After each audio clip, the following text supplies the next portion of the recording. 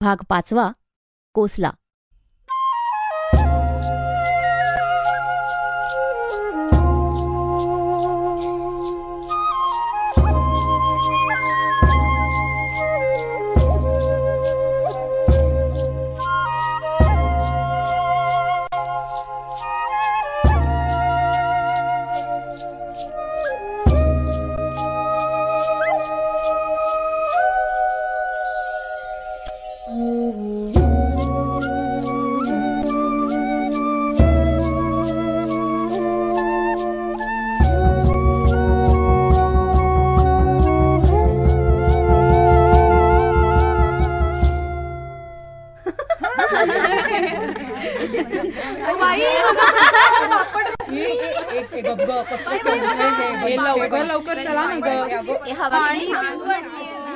सुरेशचं आणि माझं आणखी एका बाबतीत प्रचंड जुळायचं.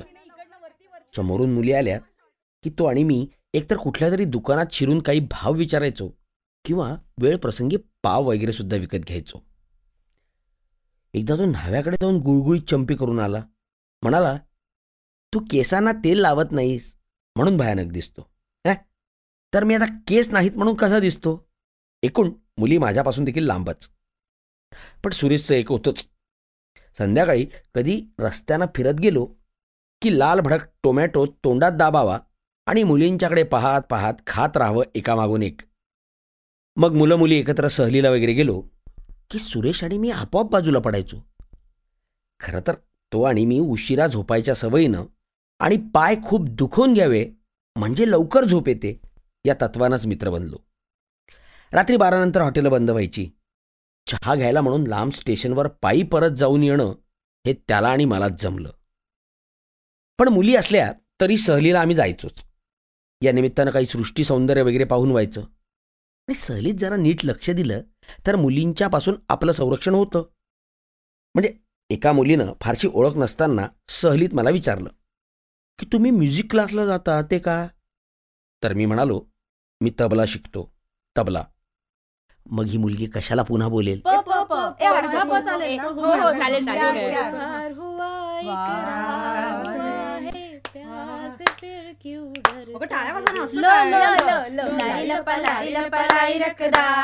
सुरेश आणि मी मिळून काही मुलींना मजेदार नावं देऊन सहलवर करमणूक करून घ्यायचो. एक मुलगी आम्ही निरा पिऊन आल्याबरोबर पोटात गारगार वाटत असताना बाहेर दिसलेली म्हणून ती निराळी. एकीचं शरीर आळसावलेलं म्हणून ती जांभई. एक मुलगी नाजूक चालते म्हणून चाल चलाऊ. आणखी एक लालबुंद म्हणून बुंदी. आणि दुसरी केसाची बट पुढे सोडते म्हणून छेलबटाऊ वगैरे वगैरे वगैरे. हॉस्टेलवर आल्यावर रात्री इचलकरंजा नेहमीप्रमाणे खोलीत आला. सहलीचं सगळं आमच्याकडून काढून घेतलं आणि म्हणाला, तर तुला आणखी एक फिश पॉन्ड देतो. साल्या, तू तर फिश पांडुरंग. याच्याबद्दल त्यानंच आम्हाला चहा पाजला.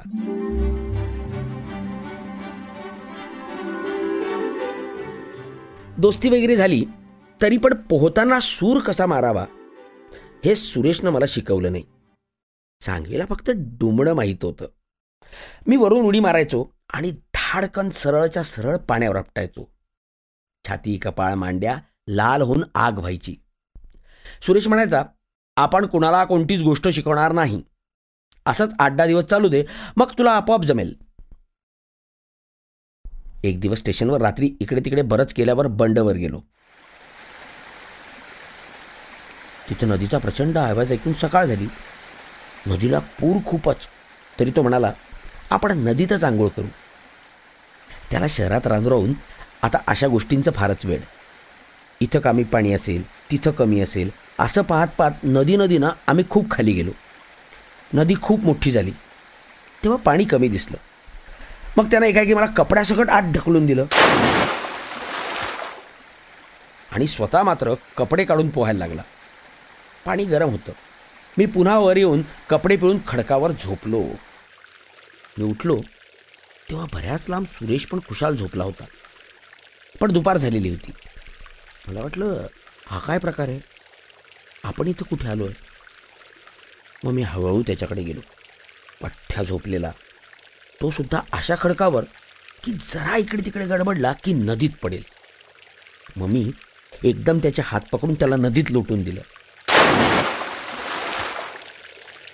पडता पडताच तो जागावून ओरडला. ते मला अत्यंत विनोदी वाटलं. पण उघड्या तोंडानिशी आणि कपड्यासकट हा पाण्याखालून वर आला. तो भरपूर पाणी पिऊनच आणि गटांगळ्या खात खोकलत पाणी ओकत आणि भलता संतापून तो माझ्या रोखानं पाण्याबाहेर पडला. मग मी पुढे आणि तो मागे असं बंडपर्यंत. अगदी थकून गेलो तरी पळतच होतो. मी थांबलो की तो मात्र हळूहळू पळायचा. मी जोरात पळणे अशक्यच होतं. असे आम्ही भलतेच कोलमडत धडपडत हॉस्टेलपर्यंत आलो. पण आपण पाण्यात पडलो तेव्हा आपल्या किल्ल्या देखील हरवल्या असं सुरेश म्हणाला. खरं म्हणजे अगोदर कुठेतरी हरवल्या असतील आणि तो आणि मी माझ्याच खोलीत झोपलो. मग दिवसभर रात्रभर पुन्हा दुसऱ्या दिवशी दुपारपर्यंत जाग दोघांना बरोबरच आली. तो म्हणाला, असंच 15 दिवस झोपता आलं पाहिजे. अरे पण त्यासाठी 15 दिवस अजिबात झोपायला नको. शेवटी जागं राहावं लागणारच.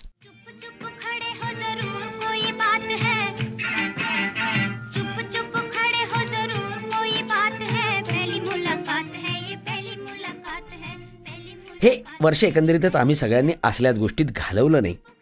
आम्ही सगळेच अभ्यास करून पास होतच गेलो. इचलकरंजीकरनं NCCत आणि खेळात अतिशय पराक्रम केले. त्याचा फोटो पण कॉलेजच्या मॅगझिनमध्ये आला. तांबेची कविता देखील आली. तिच्यात असा भाव होता की मी हे शब्द जुळवतो पण हे माझे नाहीत.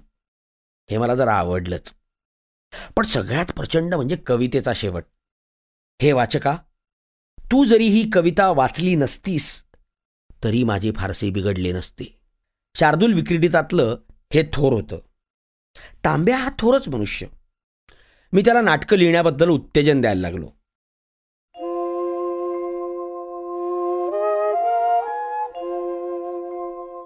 कॉलेजातून घरी येणं आणि सुट्टी संपल्यावर कॉलेजला येणं हे अगोदर मला फार रोमॅन्टिक वाटायचं. पण आमच्या मावशीनं आयुष्यात ज्या ठरलेल्या गोष्टी पार पाडल्या त्यातली एक म्हणजे घरी जायच्या आधी अगोदर माझी गाडी विचारून नेमकं स्टेशनवर हजर राहणं आणि घरी काही खाऊ वगैरे देणं. घरी काय करावं हाही तिला प्रश्न असतोच. मला रेल्वेत बसून प्लॅटफॉर्मवरून 8-10 पावलं चालत हात देणं हे तिलाच रोमॅन्टिक वाटायचं. त्यामुळे घरी निघताना मला लहान मुलासारखं वाटायचं.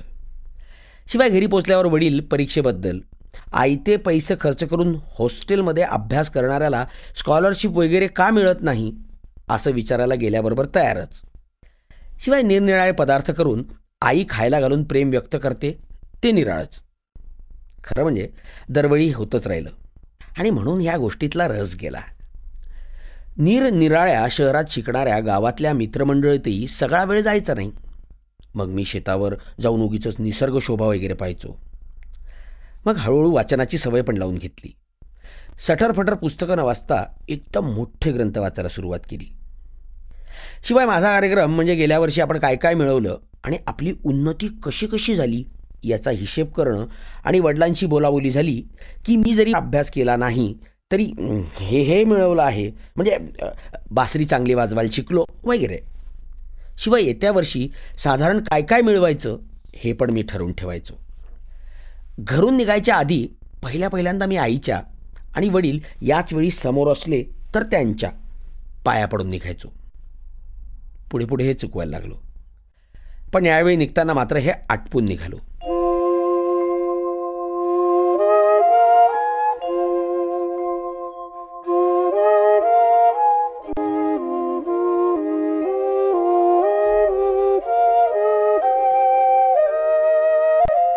यावर्षी काही सखोल वाचन करावं असा निश्चय करून मी निघालो.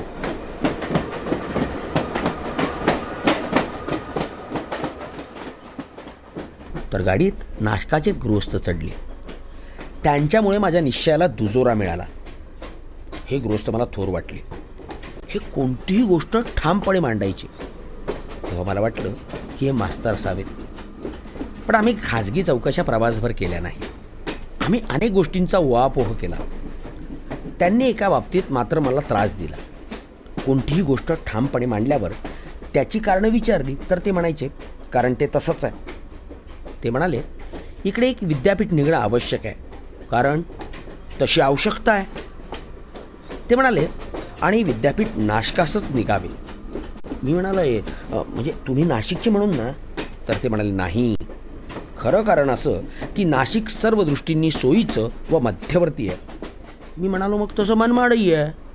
ते म्हणाले, मनमाडी आहे, पण नाशिकच सर्व दृष्टींनी योग्य आहे. नंतर सुटीत नचिम केळकरांचं टिळक चरित्र वाचून संपवल्यामुळे मी टिळकांचा विषय काढला. तर त्यांनी पण टिळक चरित्र वाचलेलं होतं, म्हणून मला जास्त बोलता येईना. ते म्हणाले, आगरकरच श्रेष्ठ. मी आगरकरांचं यावर्षी वाचण्याचा निश्चय केला, पण तरी मी वाद घालत राहिलोच. ते म्हणाले, समाज व्यक्तींनीच बनलेला असतो, कारण व्यक्ती व्यक्तींनीच समाज बनतो. साधं उदाहरण घ्या, म्हणजे महाराष्ट्रात आगरकरांसारखा थोर पुरुष कुठे झाला आहे? साधं उदाहरण घ्या ना. टिळकांनी इतकी वर्ष कैदेत राहून काय लिहिलं? तर गीता रहस्य. हे पुस्तक वाचू म्हणता म्हणता मला 1 वर्ष लागलं. हे म्हातारपणात माझ्यासारख्यांनी वाचायचं हे मात्र खरं नाही, पण इतकी वर्ष घालून टिळकांनी लिहिलं गीता रहस्य. तर आगरकरांनी शेक्सपियरचं भाषांतर केलं. तुम्ही गीता रहस्य वाचलं नसेलच, पण विकार विलसित वाचलं असेलच, म्हणून मी ही तुलना केली. आपण दोन्ही वाचलेलं नाही हे मला फार लागलं. मी निश्चय केला की गेल्यावर वाचनाला सुरुवात करायची या दोन्ही पुस्तकांनीच.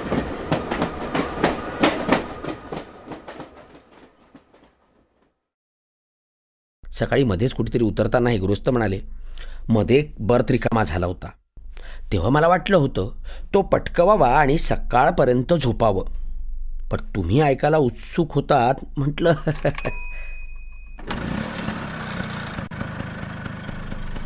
पुण्याला आल्यावर वाचनाला सुरुवात केली, पण असे अडथळे आले की यावर्षी वाचन तर सोडाच, पण अभ्यासही नीट झाला नाही. तरी व्यक्तिमत्व बरंच कमावलं. मधु मिलिंद इचलकरंजीकर साहेब यांनी यावर्षी माझ्या शेजारची खोली मिळवली. मग एक सोडून सगळे नाद आम्हाला लागणारच. त्यांच्या नादाला लागून मी अधूनमधून सिनेमाला जायला लागलो. लागा चुनरी में दाग छुपाऊं कैसे, लागा चुनरी में दाग. तो तर प्रत्येक हिंदी सिनेमाला जायचाच.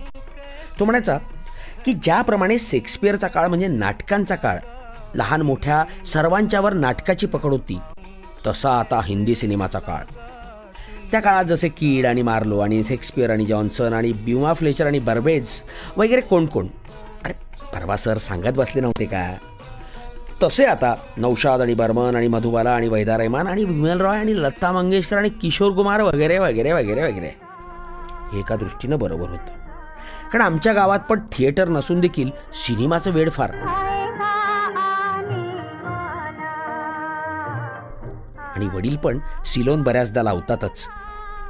आता आमचे डोळेच बिघडलेले, तर आम्ही डॉक्टरांच्या सांगण्यावरून फार सिनेमे पाहू नयेत. तरीसुद्धा हे सिनेमाचंच युग आहे हे पटवून घेऊन आम्ही इचलकरंजीकर बरोबर सिनेमाला जायला लागलो. तसा इचलकरंजीकर हा जितका सभ्य तितकाच कुंड गृहस्थ. म्हणजे रस्त्यानं कोणी प्रेमी प्राणी हातात हात घालून लढिवाळपणे चालत असले तर इचलकरंजा मला घाईघाईने ओढत त्यांच्या पुढे न्यायचा, आणि मग माझा हात आपल्या हातात घेऊन तसाच लढिवाळपणे चालत मागे त्यांच्याकडे पाहायचा. मग त्यांनी हात सोडले की हा आपणही सोडून द्यायचा. मी इतका उंच आणि तो इतका ठेंगणा, त्यामुळे हा प्रकार भलताच कसा तरी. हॉटेलात आम्ही मोठमोठ्यानं भंकस चर्चा करत बसलो, आणि ऐकायला म्हणून कुणी किंवा दुसरीकडे जागा नाही म्हणून कुणी आमच्या टेबलपाशी बसलं तर त्याला आधी उठवून मग पुन्हा इचलकरंजाची भंकस चर्चा सुरू. त्यासाठी त्याच्याजवळ नाना युक्त्या होत्या. इथून उठा, तुमचा वास येतोय, असं माझ्याकडे बघत त्याला सांगून, किंवा त्या इस्मानं काही खायला मागितलं की मला, पांडोबा सकाळी काही केलं तरी हागायला होईना, मग मी काय केलं ठाऊक आहे, असं सांगायला सुरुवात करून हर प्रकारे तो त्याला उठून लावायचा. खाणारे इसम स्वतः प्लेट उचलून दुसऱ्या टेबलवर जायचे. एकंदरीत शहरी रीतिरिवाजात कुठे कुठे भोका आहेत हे सगळंच त्याला माहीत. त्यामुळेच मला वाटलं की इचलकरंजीकर आपल्याला जे करून दाखवतो ते शिकलं की बाकीच्या कित्येक गोष्टी शिकायचा आटापिटा आपल्याला पडणार नाही. आपण याचं सगळं ऐकू. लहानपणी आमच्या गल्लीत एकदा एक भयानक प्रकार घडला होता. तेव्हापासून पोरींशी फार संबंध ठेवू नये हे मी शिकलो. रामा नावाच्या मुलानं एकदा भलत्याच पोरसवदा मुलीला तुला गंमत दाखवतो म्हणून गोठ्यात आत नेलं. तिथे एकाएकी मुलगी आरडाओरडा करायला लागली. खूप बायका मुलं जमली. तिच्या आईनं रामाला वाहनांनी मारलं. तो 8-15 दिवस घरात लपून बसला. खेड्यात एक बरं की काहीही केलं की पाहणारे असतातच. शहरात पाहणारे आपल्याला ओळखतच नाहीत आणि हे एकंदरीत इचलकरंजीकर सारख्यांना फायदेशीर ठरतं.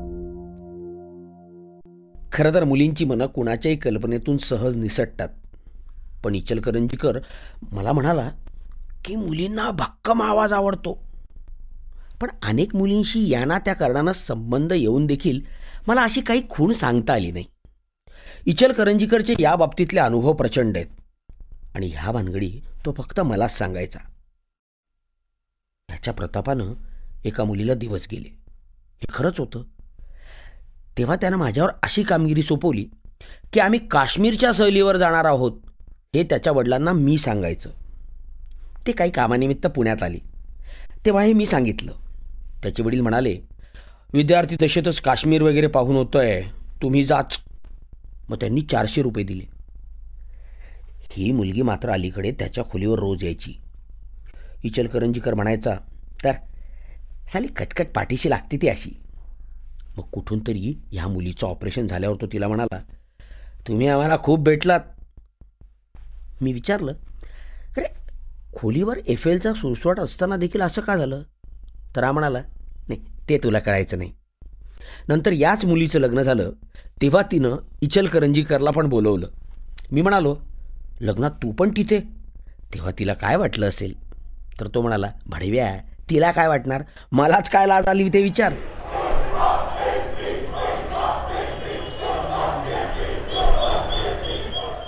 पण इचलकरंजीकरला आणखी एका गोष्टीचा उत्साह होता. कुणालाही चळवळ करायला लावावं, ॲक्टिव्ह करावं. इचलकरंजीकरनं एक मोठा कार्यक्रम आखला. त्याला स्वतःला हॉस्टेलचा जनरल सेक्रेटरी व्हायचं होतं. म्हणून त्याच्या बाजूनं कमीत कमी 5-6 जणं निवडणुकीत निवडून यायला पाहिजे होते. पण फक्त ह्यासाठीच तो मला उभं राहा म्हणाला असं नाही. कारण कॉलेजचा डिबेट सेक्रेटरी तू हो असं त्याला फायदा नसताना त्यानं म्हटलंच. त्यासाठी त्यानं बरीच खटपट केली. आमच्या मेसचा सेक्रेटरी म्हणून मला विरोध करणाऱ्याला त्यानं दम देऊन आणि नंतर चहा घेऊन माघार घ्यायला लावली. मग मी विनाविरोध मेसचा सेक्रेटरी झालो.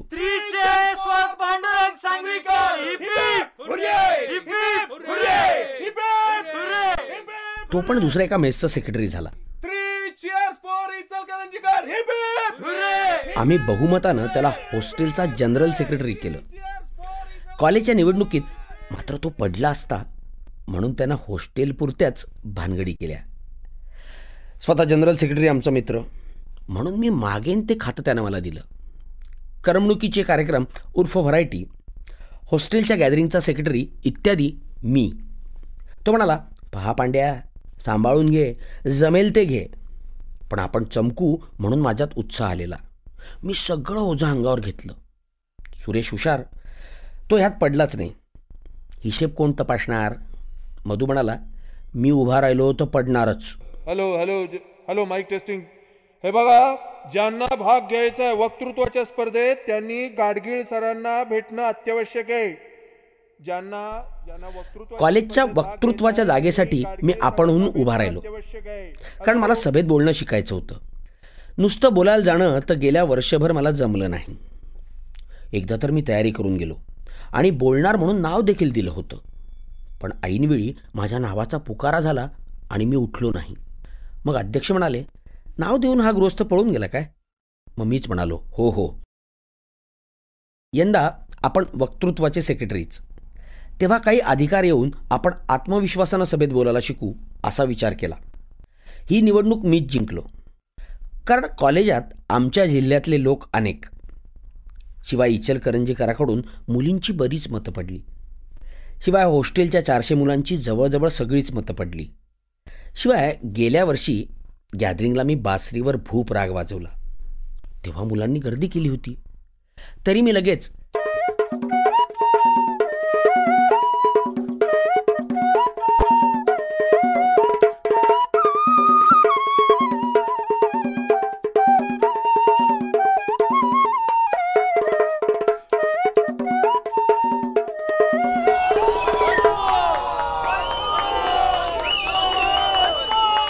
एकूण परिणाम हाच झाला की मला विरोध करणारे दोघं होते. त्यापैकी एकाला 20, दुसऱ्याला 200 आणि मला 700 मतं पडली. पांडुरंग सांगवीकर जिंदाबाद.